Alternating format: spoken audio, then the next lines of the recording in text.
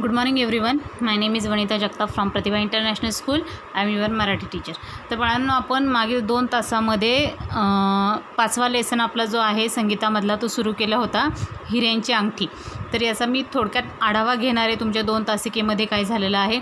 तर या लेसनमध्ये आपण पाहिलं का कासम नावाचा एक हिऱ्याचा व्यापारी होता. म्हणजे साहजिक पैसे होते त्याच्याकडे भरपूर किंवा पैसेवाला होता, आणि त्याच्या पत्नीचं नाव शबाना. तर हे दोघंही जण म्हणजे हे पती पत्नी, याच्यामध्ये जी शबाना होती ही आस्तिक होती किंवा तिला देवावरती श्रद्धा होती, आणि कासम जो होता तो नास्तिक होता, त्याला देवावरती अजिबात विश्वास नव्हता. अशा पद्धतीचे हे दाम्पत्य होते. तर कासम हा हिऱ्याचा व्यापारी होता, आणि एक लतीफ नावाचा जो इसम होता हा गाढवाचा व्यापारी होता. अर्थात गाढवाचा व्यापारी म्हणजे त्याच्याकडे पैसे कमी किंवा गरीब परिस्थिती होती. मग असा हा लतीफ ज्यावेळेस त्याला पैशाची गरज पडली त्यावेळेस तो स्वतःजवळची एक हिऱ्याची अंगठी कासमकडं गहाण ठेवण्यासाठी आला. पण ती अंगठी त्याला अतिशय प्रिय होती किंवा ती अंगठी त्याच्यासाठी महत्त्वाची होती. म्हणून त्याने कासमला सांगितलं की ज्यावेळेस पण माझ्याकडे पैसे येतील त्यावेळेस मी तुम्हाला दुप्पट दाम देऊन ही माझी हिऱ्याची अंगठी पुन्हा मिळवेन, तोपर्यंत तुम्ही ती जपून ठेवा. पण कासमची वृत्ती ही चांगली नव्हती, किंवा कासमने ती अंगठी पाहिल्यानंतर त्याच्या मनामध्ये लालसा निर्माण झाली का आपल्याला ही अंगठी मिळाली पाहिजे, का ही अंगठी आपल्याजवळच राहावं. ते मत त्याने त्याच्या पत्नीलाही बोलून दाखवलं, पण पत्नीलाही ते पटलं नाही. पण पत्नीच्या विरोधाला कासमनी न जुमानता उलट तिलाच व्यवहार ज्ञान शिकवलं आणि सांगितलं का तुला यातलं काही समजत नाही. अशा पद्धतीने कासम त्याच्या मतावरती ठाम राहिला. मग एक दिवस लतीफ ज्यावेळेस स्वतःकडं दिनार आले किंवा पैसे आले, ते पैसे घेऊन तो कासमकडे गेला आणि कासमला बोलला का मी तुमच्याकडे जी हिऱ्याची अंगठी गहाण ठेवली होती ती अंगठी मी परत घेण्यासाठी आलेलो आहे. पण कासमने सुरुवातीला लतीफला ओळखच दाखवली नाही का तू कोण आहे. त्याने ती ओळख न दाखवता त्याच्याकडे दुर्लक्ष केलं, आणि थोड्या वेळाने ज्यावेळेस ओळख दाखवली त्यावेळेस तो काय बोलला का माझं भांडवल हे या हिऱ्याच्या अंगठीमध्ये गुंतून पडलं होतं. मी तुला मुद्दल जी दिली ती तू लवकर देऊ शकला नाही, त्यामुळं मला पैशाची निकड होती म्हणून मी ती हिऱ्याची अंगठी दुसऱ्याला विकली आणि मी माझा मोबदला काढून घेतला. अशा पद्धतीने कासम हे खोटं लतीफसोबत बोलला. इथपर्यंत आपण मागील 2 तासामध्ये बाळांनो लेसन पाहिलेलं आहे. आजच्या तासाला आपण पुढचा भाग सुरुवात करूया. मी मागच्या तासाला पाहिलेला शेवटचा टांजा वाचते. एके दिवशी लतीफ भाई दिनार घेऊन कासमकडे आला. कासमने त्याला ओळखलेच नाही. तो म्हणाला त्याचं काय आहे लतीफ भाई, तू मला नंतर कधी भेटलाच नाहीस. मी तुला दिलेले भांडवल काय जन्मभर अडकवून ठेवू, म्हणून ती अंगठी मी एका व्यापाऱ्याला विकली आणि भांडवल सोडून घेतले. तुझा माझा व्यवहार संपला. लतीफने खूप वाद घातला, पण कासम थंडच राहिला. लतीफने अतिशय केविलवाने त्याला विनंती केली, त्याला समजावून सांगितलं का ती अंगठी माझ्यासाठी खूप महत्त्वाची आहे, परंतु कासमला त्याचा काहीही परिणाम झाला नाही. कासम भैया माझे प्राणप्रिय अंगठी तू चोरली आहेस, अल्ला तुला नरकात ढकलल्याशिवाय राहणार नाही, असं रागारागाने म्हणत लतीफ निघून गेला. त्यानंतर कासमने ती हिऱ्याची अंगठी स्वतःच्या बोटात घातली आणि रात्री घरी आला. जेवताना नवऱ्याच्या बोटातली अंगठी शबानाने पाहिली, पण ती एकही शब्द बोलली नाही. अशा पद्धतीने जेव्हा कासमनी लतीफची अंगठी दिली नाही त्यावेळेस लतीफला साहजिक खूप हळहळ वाटली का अरे आपण एवढं महत्त्व त्याला समजून सांगितलं आहे का ती अंगठी माझ्यासाठी कशी प्रिय आहे, पण तरीही त्याने आपल्याला दगा दिला किंवा खोटं बोलला. त्यामुळे संतापाने लतीफ त्याला बोलला का तुला नरकात जागा मिळणार नाही किंवा नरकातच तू राहशील, कारण का तू पाप केलं आहेस किंवा तू खोटं वागला आहेस, त्यामुळं तुला कधीही अल्लाह माफ करणार नाही, अल्लाह तुला नरकातच ढकलणार, तुला स्वर्ग प्राप्त होणार नाही, असं म्हणून रागाने लतीफ तिथून निघून गेला. आणि संध्याकाळी ती अंगठी कासमने स्वतःच्या हातात घातली, कारण का हक्क त्याने आता स्वतःचा त्याच्यावरती दाखवायला सुरुवात केली. कारण का लतीफला त्याने खोटं बोललं होतं, लतीफचं जे आहे व्यवहार त्या ठिकाणी त्याने संपवला होता, त्यामुळे ती अंगठी आता स्वतःची आहे अशा पद्धतीने तो वागू लागला. ती अंगठी जेवताना शबानाने पाहिली. शबाना ही चांगली स्त्री होती, तिचा देवावरती अल्लावरती विश्वास होता, त्यामुळे तिला ते पटलं नाही. पण आपण जर आपल्या नवऱ्याला काही सांगायला गेलो तर तो आपल्यालाच उपदेश करेन या भीतीने तिने कासमला एकही शब्द बोलला नाही. मध्यरात्र झाली आणि कासमला एकाएकी खोकल्याची जबरदस्त उबळ आली. कासमचा खोकला थांबेना, तो अगदी दमून गेला. शबाना मोठ्याने रडू लागली. शेजारचे लोक धावत आले. रडत रडत शबानाने लतीफ भाई कोठे राहत असेल तिथून त्यांना घेऊन येण्याची शेजारच्यांना विनंती केली. आता ज्या वेळेस कासमने लतीफला धोका दिला, फसवणूक केली आणि त्याच दिवशी ज्यावेळेस तो अंगठी संध्याकाळी घरी घालून आला, त्याच मध्यरात्री कासमला खोकल्याचा त्रास व्हायला सुरुवात झाली. उबळ येणे म्हणजे काय, का एका पाठोपाठ एक सतत खोकला सुरू राहणे, न थांबता कंटिन्यू खोकला सुरू राहणे, त्याला उबळ येणे असं म्हणतात. आपण म्हणतो का थोडक्यात जीव कासावीस होतो, अशा पद्धतीचं तो उबळ त्या ठिकाणी येते किंवा तशा पद्धतीचा ठसका खोकला येतो.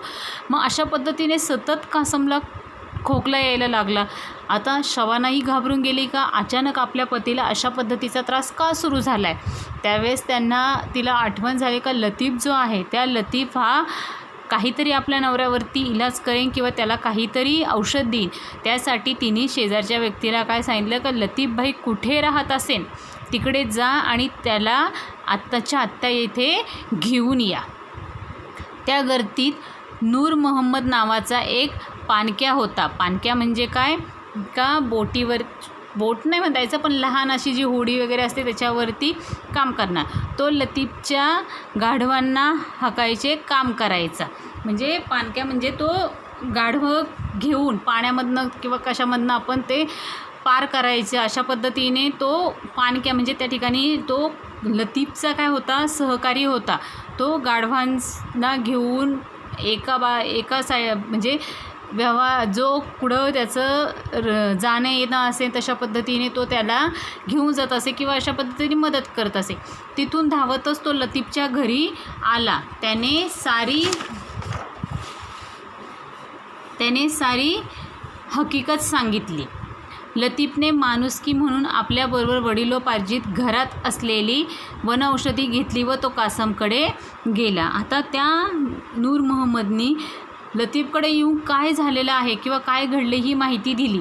आता माणुसकी म्हणून किंवा आपलं कर्तव्य आहे त्यामुळं लतीफनी त्याच्याकडे दुर्लक्ष न करता त्याने आपल्या वडिलोपार्जित म्हणजे कितीतरी पिढ्या अगोदर आजोबांचे, त्यांच्या वडिलांचे असे अनेक पिढ्या अगोदर घरामध्ये जी वनऔषधी होती ती वनऔषधी किंवा तशा पद्धतीचे जे औषध होतं ते औषध घेऊन तो कासमकडे गेला.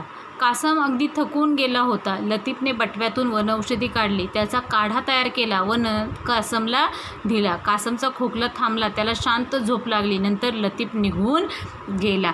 म्हणजे या ठिकाणी लतीफनी कासमवरती कुठल्याही प्रकारचा राग धरला नाही का ठीक आहे कासम आपल्याशी चुकीचा वागला आहे किंवा त्याने आपली फसवणूक केली, तरीही लतीफ त्याच्याकडे दुर्लक्ष केलं आणि एक माणूस म्हणून आपलं जे कर्तव्य आहे ते कर्तव्य त्याने लक्षात ठेवलं आणि त्याने लतीफला मदत केली. दुसऱ्या दिवशी शबाना आणि कासम नूर मोहम्मदबरोबर लतीफच्या घरी आले.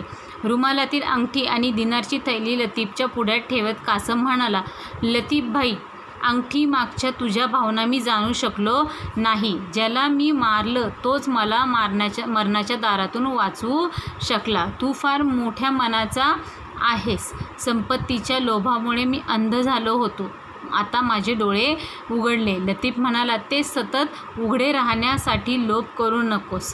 अल्लाचं नामस्मरण कर, अडलेल्यांना मदत कर आणि सर्वांना सुखात ठेव अशी अल्लाकडे प्रार्थना कर. कासमने डोळे पाणवले. त्याने लतीफला प्रेमभराने मिठी मारली. मग ज्यावेळेस कासमला ही आपली चूक लक्षात आली, अरे आपण लतीफला फसवले, आपण त्याची हिऱ्याची अंगठी त्याला दिली नाही, आपण कोणत्याही प्रकारे त्याचा व्यवहार केला नाही किंवा दुसरं कोणालाही ती विकली नाही, पण आपण लतीफला खोटं बोललो का तुझी अंगठी मी विकली, माझं भांडवल काढले, मग आपल्याला ती अंगठी हवी होती किंवा मला ती अंगठी हवी होती म्हणून मी खोटं बोललेलं आहे.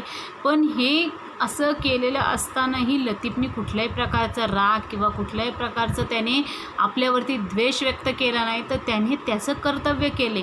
आज जर त्याने आपल्याला औषध दिलं नसतं तर बहुतेक आपण अजून मोठे काहीतरी संकटात आजारात सापडला असतो. पण त्याने माणुसकी दाखवली, त्याने मदत केली, म्हणून आपण हे आजारातून बरं झालो. आणि आपण एवढी लालसा केली, आपण एवढा लाचार झालो किंवा आपण त्या अंगठीसाठी एवढ्या लाचारीने वागलो याचं त्यालाच वाईट वाटू लागलं किंवा त्याला त्याची समज आली. आणि त्याने दुसऱ्या दिवशी लतीफकडे गेला, त्याची माफी मागितली. त्याचे जे पैसे दिनारचे त्याने त्याची जी अंगठी होती हिऱ्याची ती दिली, त्याला अजून काही दिनार दिले आणि त्याच्याकडे माफी मागितली. पण लतीफनी मोठ्या मनाने कासमला माफ केलं आणि त्याला सांगितलं का अल्लाचं नामस्मरण कर, देवाचं नामस्मरण कर, दुसऱ्यांचं भलं करण्याचा प्रयत्न कर, कोणीही अडलेले असेल त्यांना मदत कर. असं आपल्या स्वार्थासाठी दुसऱ्यांची अडवणूक करू नका. आणि ज्यावेळेस तुम्ही असं हे प्रामाणिकपणे चांगल्या भावनेने कराल त्यावेळेस तुमच्या जीवनात अजून यश मिळेल, अजून तुम्ही तरक्की मिळवाल. अशा पद्धतीने त्या ठिकाणी लतीफनी कासमची समजूत काढली आणि कासमलाही आपली चूक लक्षात आली आणि त्याने मनापासनं लतीफची माफी मागितली. शबानाने सुद्धा लतीफची माफी मागितली आणि सांगितलं का जे काही आता आमच्याकडनं चूक झाली ती पुन्हा होणार नाही. अशा पद्धतीने मित्रांनो का एक हिऱ्याची अंगठी म्हणजे एका हिऱ्याच्या अंगठीमुळे एका व्यक्तीला कशा पद्धतीची अद्दल घडली किंवा एखादी वस्तू व्यक्तीच्या जीवनामध्ये कशी महत्त्वाची असते, अशा पद्धतीने ही जी हा जो तुमचा पाठ आहे त्याच्यामध्ये कासम, लतीफ आणि शबाना यांच्याभोवती हे जो पाठ आहे किंवा हे प्रमुख पात्र आहे त्याच्यामध्ये ही कासम आणि लतीफ यांच्याबद्दल ही जी स्टोरी आहे ही तुम्ही चांगली समजून घ्या, लक्षात ठेवा, पात्राची नावं लक्षात ठेवा, पात्रांचे व्यवसाय काय ते लक्षात ठेवा आणि त्यानुसार याची तयारी करा. तर आजच्या तासाला आपल्याला हा पाठ आपण पूर्ण केलेला आहे. पुढील तासाला पाहू त्याचे क्वेश्चन आन्सर किंवा काय असेल ते मी तुम्हाला समजावून सांगेन. Thank you student.